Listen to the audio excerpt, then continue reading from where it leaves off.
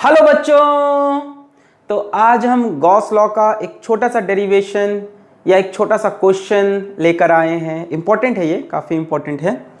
और वो ये है कि जब एक डिस्क हमने यहाँ पे ली के सेंटर से x डिस्टेंस दूरी पे एक पॉइंट चार्ज q रखा हो, जिस डिस्क का रेडियस r हो, तो इस q चार्ज की वजह से डिस्क में से कितना इलेक्ट्रिक फ्लक्स निकलेगा, डिस्क में से कितना इलेक्ट्रिक फ्लक्स पास करेगा।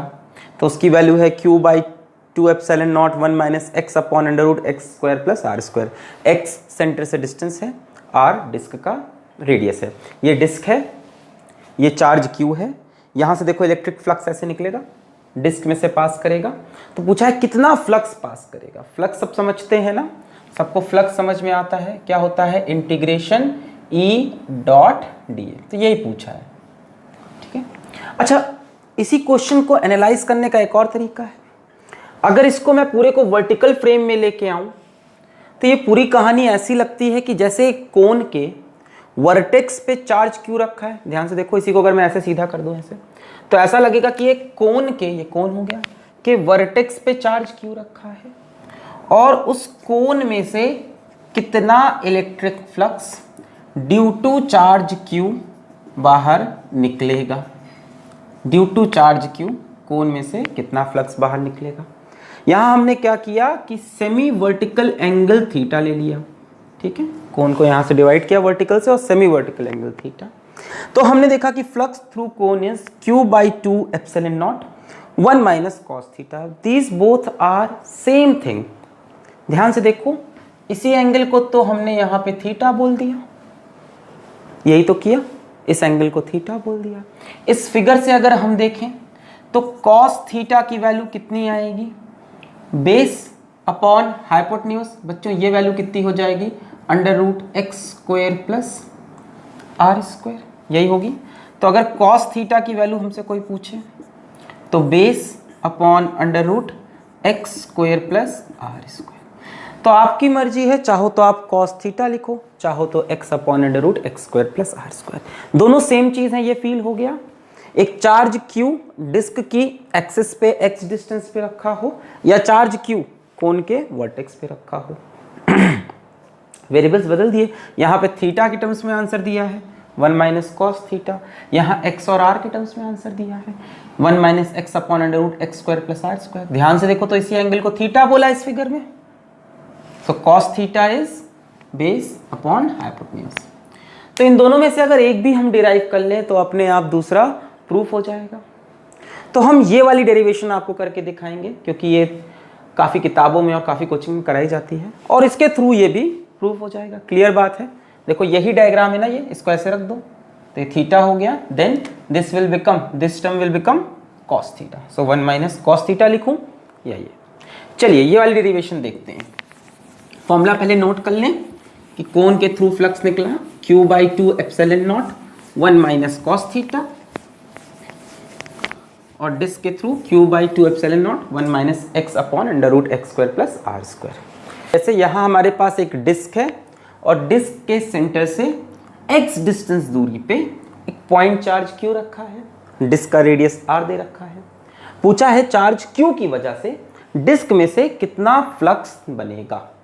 देखो सामने यहाँ पे डिस्क है ऐसे ऐसे, और पॉइंट चार्ज q इस एक्सिस पे रखा है, दिख रहा है यहाँ पे। यहाँ से फ्लक्स ऐसे निकलेगा और डिस्क से पास करेगा। पूछा है कितना फ्लक्स बनेगा भाई। तो बच्चों फ्लक्स के लिए हम कौन सा फॉर्मूला यूज करें यहाँ पे? तो बच्चों फ्लक्स का ये फॉर्मूला लगाएंगे, इंटीग्रेशन E डॉट डी ए। ये क्यों लगाया? क्योंकि इलेक्ट्रिक फील्ड यहाँ पे वेरिएबल है। ध्यान से देखो, ये जगह चार्ज के पास में है तो फील्ड यहाँ पे ज्यादा होगी, ये जगह चार्ज से दूर हो गई है तो वहां जाके फील्ड कम हो जाएगी। जैसे जैसे डिस्क के अलग अलग पॉइंट्स कवर करोगे, चार्ज क्यू है, देखो ये वाली लाइन ज़्यादा दूर जा रही है तो यहाँ जाके फील्ड कम हो जाएगी और यहाँ पे फील्ड ज़्यादा होगी। भाई ये पास में पॉइंट है, ये दूर है, मतलब इलेक्ट्रिक फील्ड नॉन यूनिफॉर्म है। तो ई डॉट डी ए का इंटीग्रेशन करना पड़ेगा। अब तुमको पता है कि इस टाइप की चीज़ें हैं, डिस्क हो गई, स्फीयर हो गया, या कुछ भी ऐसी चीज़ें जहाँ पे इलेक्ट्रिक फील्ड नॉन यूनिफॉर्म हो, वहाँ पे इंटीग्रेशन वगैरह करना पड़ता है, छोटे छोटे एलिमेंट लेने पड़ते हैं। बच्चों डिस्क का एलिमेंट क्या होता है, क्लास 11 में कई बार पढ़ा है। डिस्क का एलिमेंट होता है रिंग। अगर डिस्क को छोटे छोटे पार्ट में तोड़ना है तो किस में तोड़ोगे, रिंग में। तो हमने एक काम किया कि यहाँ से एक किसी भी एक पॉइंट पे आ गए और यहाँ पे हमने एक रिंग बना ली। क्या बना ली, एक रिंग बना ली, ठीक है। ए ऐसे, ए ऐसे, हमने एक रिंग बना ली। ये हमारा एलिमेंटल एरिया हो गया। मास की जरूरत है नहीं यहाँ, यहाँ तो एलिमेंटल एरिया की जरूरत है। ये हमारा एरिया हो गया, ठीक है, ठीक है।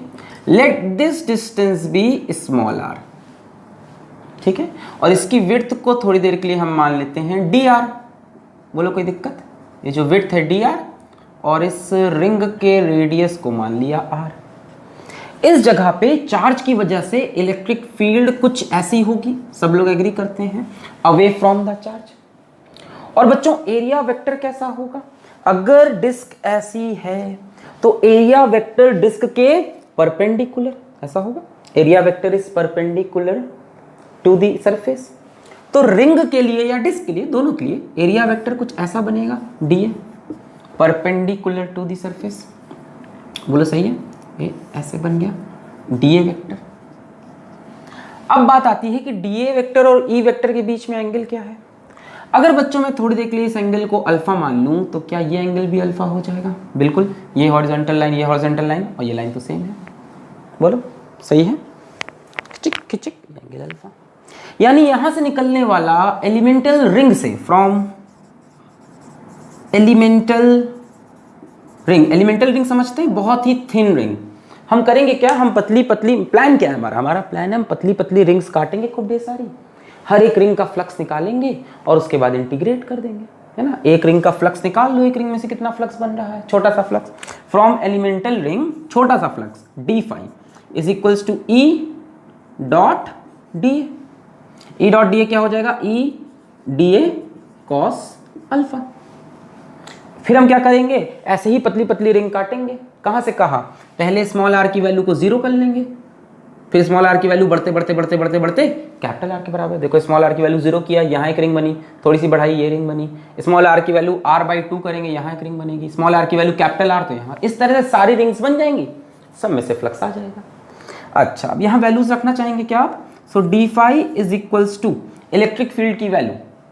चलो बच्चों, इलेक्ट्रिक फील्ड की वैल्यू क्या होती है, 1/4πε0 पॉइंट चार्ज की वजह से Q/r²। पर ये r मत रखना, r डिस्टेंस होता है चार्ज से। तो चार्ज से इस पॉइंट का डिस्टेंस कितना हो जाएगा, √x² + r²। बोले यही होगा, चार्ज से इस पॉइंट का डिस्टेंस √x² + r²। तो इस डिस्टेंस का स्क्वायर रखते हैं यहाँ पे, तो हो जाएगा x² + r²। कोई डाउट तो नहीं है। चार्ज Q से ये पॉइंट कितना दूर है, इतना, और यहाँ उस दूरी का स्क्वायर रखा जाता है, 1/4πε0 Q/r², where r is the distance of charge with that point.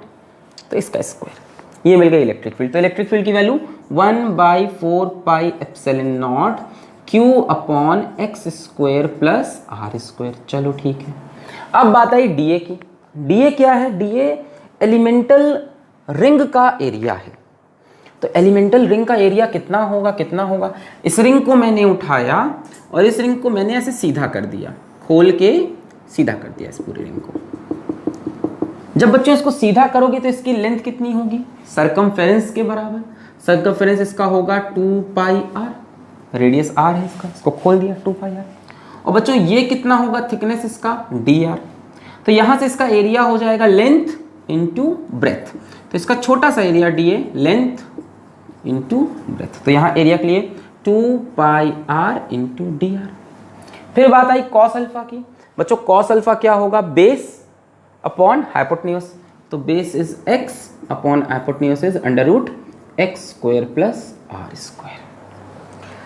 चलिए, तो यहाँ पाई से पाई मर जाएगा, 2 1 2 2 4, और कुछ तो सॉल्व नहीं हो रहा।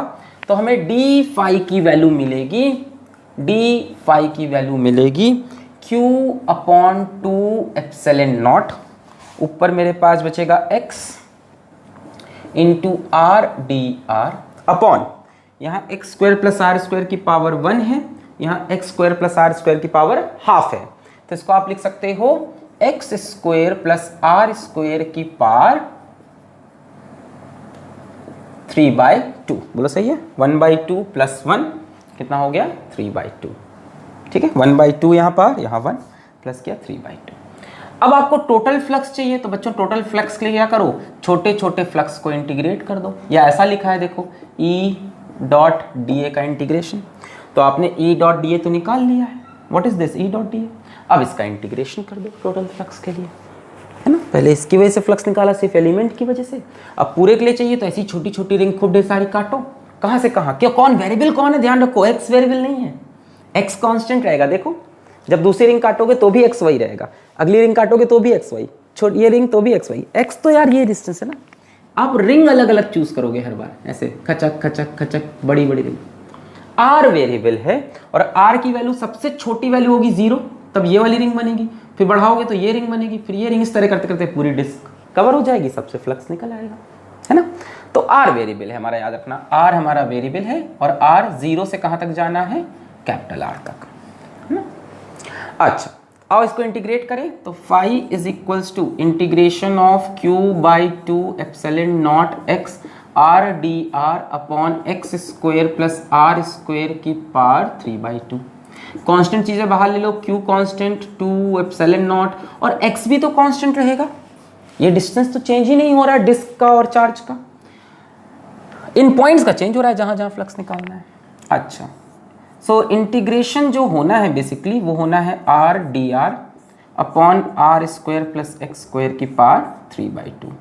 अब इस टर्म को इंटीग्रेट करने के लिए आपको थोड़ा बहुत इंटीग्रेशन आना चाहिए। क्लास 11 पे आपने थोड़ा बहुत सब्स्टिट्यूशन मेथड पढ़ा होगा, नहीं पढ़ा तो हम आपको सिखाएं, कहाँ पे बताया जाए आपको, यहीं बताया जाए। चलो अगर मैं r square plus x square की वैल्यू को टी स्क्वायर मान लूँ, लेट जरा डिफरेंशिएट करो दोनों तरफ, 2r dr, x तो कांस्टेंट है, 2t dt ऐसे डिफरेंशिएट होगा, है ना। कांस्टेंट टर्म का डिफरेंशिएशन 0, r का 2r dr और t का 2t dt, है ना। दोनों तरफ पार्शियल डिफरेंशिएशन किया, 2 से 2 कट गया, तो r dr की जगह t dt लिख सकते हैं। So qx upon 2 epsilon nought, r dr की जगह t dt upon r square plus x square की जगह टी स्क्वायर और टी स्क्वायर की पावर 3/2, तो 2 तो कैंसिल हो जाएगा, टी क्यूब आ जाएगा। बोलो सही है। R square plus x square की जगह टी स्क्वायर रखा, टी स्क्वायर रखते ही 2 cancel, t cube. So this will give a 2t की पावर -2, है ना। So finally qx upon 2 epsilon nought integration of t की पावर -2 dt। बच्चों t की पावर -2 का इंटीग्रेशन क्या हो जाएगा, t की पावर -2 + 1 अपॉन -2 + 1 यानी -1/t। ठीक है, ये सब तो आप कर सकते हो basic integration, qx upon 2 epsilon nought और ये आएगा -1/t। बोला सही है। t की पावर -2 का इंटीग्रेशन -2 + 1, नीचे भी -2 + 1, तो नीचे -2 + 1 -1 और ऊपर -2 + 1 t की पावर -1 जिसको -1/t। क्या आपने ये सारी चीज़ें नोट कर ली है? नोट कर लें तो मैं इसको मिटा दूँ, नोट कर ली, मिटा दी जाए। एलिमेंटल रिंग ली, ऐसी खूब डिसाइड रिंग है, इस रिंग के लिए इलेक्ट्रिक फील्ड ऐसे जा रही है चार्ज की वजह से, यहाँ पे ऐसे जाएगी, है ना। हर जगह इस रिंग के लिए ये एंगल चेंज नहीं होगा, इसमें भी मत डरो। जैसे ये रिंग ऐसे है तो इलेक्ट्रिक फील्ड ऐसे जाएगी और ये ऐसे होगा, सो this will be again alpha. भाई ये डिस्टेंस थोड़ी ना चेंज होगा, ध्यान से देखो, है ना। तुमको लग रहा है सिर्फ इस पॉइंट के लिए ऐसा हुआ है, नहीं, इस रिंग पे बसने वाले हर पॉइंट के लिए ये कहानी होगी। देखो ये डिस्टेंस एक्स चेंज नहीं होना, ये एंगल तुम्हारा फिक्स हो जाएगा जब घुमाओगे एक रिंग के लिए, तो बच्चों ये डिस्टेंस भी तो फिक्स हो गया, ये वाला ऐसे टर, देखो टर, ये डिस्टेंस फिक्स होने से इलेक्ट्रिक फील्ड का डायरेक्शन फिक्स हो गया और ये area vector, so this angle will always be alpha. मैं इसको मिटा लूं, अब नोट कर लें। ओके, तो वापस आते हैं इंटीग्रेशन पे। अच्छा देखो, अब इंटीग्रेशन होना तो t में था बट वैल्यूज तो ये हैं, तो t की वैल्यू पुट कर देते हैं। So it will be qx upon 2 epsilon nought और -1/t की जगह √r² प्लस x²। अब बताओ कहाँ से कहाँ इंटीग्रेट करना है। r की सबसे पहली वैल्यू 0, आखिरी वैल्यू कैपिटल R, बस वैल्यू रख दो। qx upon 2 epsilon not minus, पहले r की जगह x की जगह मत रखना, r वेरिएबल है, r की जगह capital R, -1 upon √r² plus x² minus, फिर माइनस लगेगा तो प्लस 1 अपॉन, अब r की जगह 0 तो 1 upon under root x square यानी 1/x। So total flux is coming out to be q, इस x को अंदर भेज दे रहे अपॉन 2 एप्सिलॉन नॉट, x को अंदर भेजा तो ये x/x minus x by under root r square plus x square, बोले ऐसे लिख सकते हैं। इस x को अंदर भेजा तो x/x minus x upon this, x/x will become 1, so 1 minus x by under root r square plus x square, यही एक्सप्रेशन चाहिए था हमें। So this is the flux through disc. अब इसी को कोई कहे कोन के टर्म्स में समझना हो, है ना, तो बच्चों इस एंगल को थीटा मान लो। अब देखो ये कोन जैसा दिखाई पड़ने लगा, इसी को ऐसे इमेजिन कर लो। बोलो पूरी कहानी सेम है, कुछ चेंज है? यही कहानी थी। अब यहां से अगर मैं बोलूं कि कॉस थीटा की क्या वैल्यू है, कॉस थीटा की, यहां से बताओ मुझे कॉस थीटा की वैल्यू बताओ। कॉस थीटा की वैल्यू देखो बेस अपॉन हाइपोटेन्यूज, ये बेस अपॉन हाइपोटेन्यूज, इसको ये रेडियस r है, एक्स आर, ये कितना हो जाएगा under root x square plus capital है। तो cos theta is base upon hypotenuse, तो चाहे 1 माइनस कॉस थीटा लिख दो कोन के लिए, चाहे ऐसे रख दो डिस्क के लिए। तो आई होप आपको ये कहानी समझ में आई हो। छोटा सा एक क्वेश्चन डेरिवेशन आगे मैंने अगले लेक्चर में यूज़ किया इसलिए भी करके दिखाया। तो पढ़ाई करते रहें, ऑल द वेरी बेस्ट।